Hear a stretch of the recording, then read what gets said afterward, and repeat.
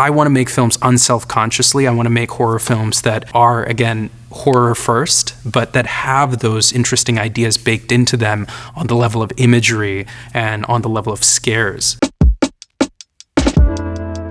Some of the films that influenced It Lives Inside first was, of course, Nightmare on Elm Street. It was such an interesting commentary on the teen experience because there's so much rejection from the parents, from the adults, and there's so much apathy from them. And I wanted to flip that a little bit in this case because that's so often the case in those horror films. I wanted to flip that here where when the kids go to the parents, that it's maybe not the same rejection and the same apathy. Another film I think about a lot is actually Nightmare on Elm Street 2, which I think is a real highlight of the series for me. And I think about it often as a kind of horror film filled with latent images. Obviously, we look at it now and we understand what it is and we understand what it was about. But at the time, I think for so many people, there's a feeling that the images and the kind of meanings of the film are so deeply baked into the horror iconography that you can watch it as just a horror film. Another film I think about often is John Carpenter's Christine. I've never seen a more psychologically complex portrait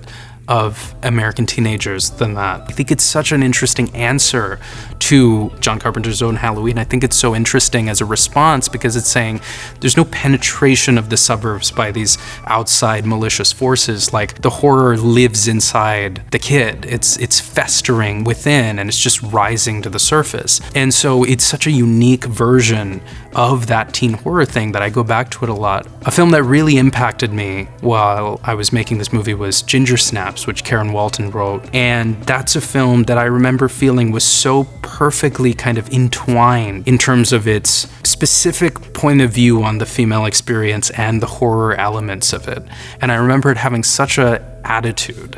And I really like that. And it was one of those movies that made me feel like teen horror has these boundaries that can be expanded so far and that we're not really doing it as much in mainstream horror anymore. And so it was a film that I continually watched to try and get inspiration for this film.